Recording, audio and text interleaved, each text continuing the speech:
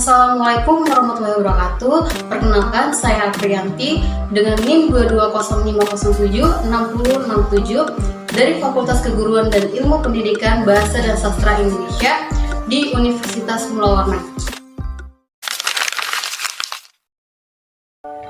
Penelitian folklore. Yang pertama ada folklore sebagai bahan kajian ilmu budaya, sastra, dan sejarah. Berdasarkan jenisnya, secara garis besar, folklore terdiri atas 3 jenis, yakni folklore lisan, setengah lisan, dan bukan lisan.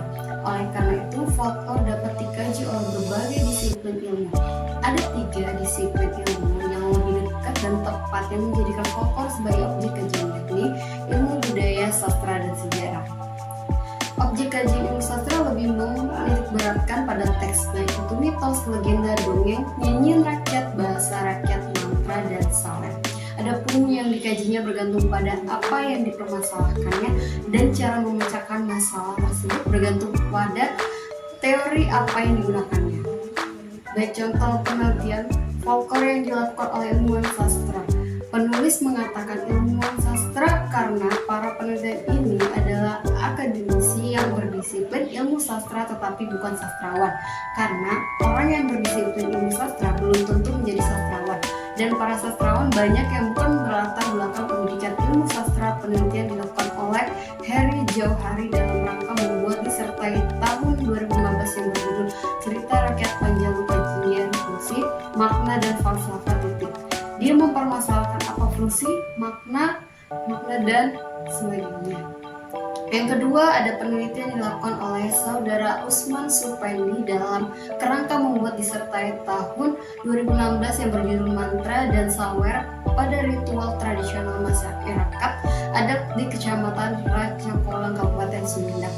Kajian struktur makna dan fungsi, dia mempermasalahkan bagaimana teks mantra dan sawer ritual Ngabumbak dan Ngubur Suro distrukturkan, dimaknai, dan difungsikan. Dengan demikian penelitian sastra dengan objek kajian folklore lebih tepat pada teksnya.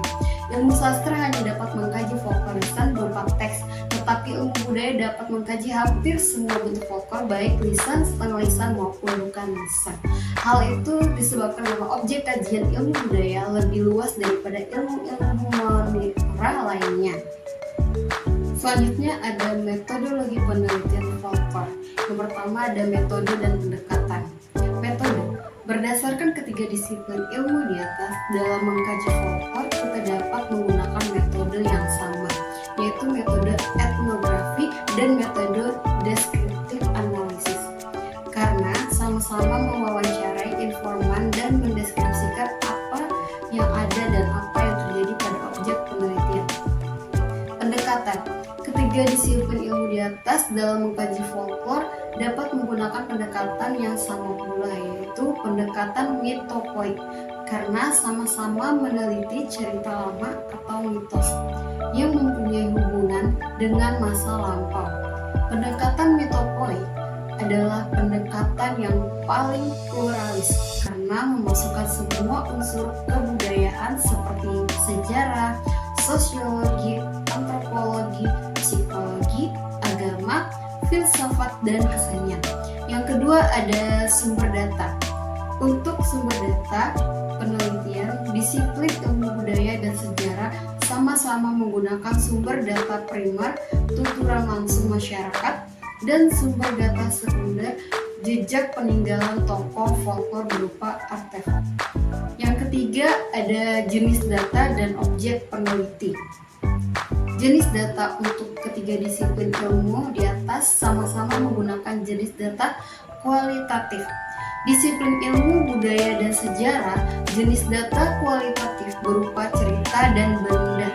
Tetapi untuk disiplin ilmu sastra hanya menggunakan jenis data kualitatif berupa cerita saja. Data biasa dipadankan dengan tanda bukti yang akan dianalisis untuk menjawab pertanyaan penelitian. Yang keempat ada teknik pengumpulan data. Teknik pengumpulan data kualitatif berupa aturan masyarakat pun untuk ketiga disiplin ilmu itu. Dan yang terakhir ada teknik analisa data. Ketiga disiplin ilmu dalam penelitian folklore sama-sama menggunakan teknik analisis data kualitatif. Meskipun begitu, cara yang digunakannya masing-masing bergantung pada masalah penelitian, jenis data, dan teori yang digunakan. Baik, sekian penjelasan materi tentang penelitian Folklore. Terima kasih untuk teman-teman yang sudah menyimak video ini sampai habis. Saya ucapkan wassalamualaikum warahmatullahi wabarakatuh.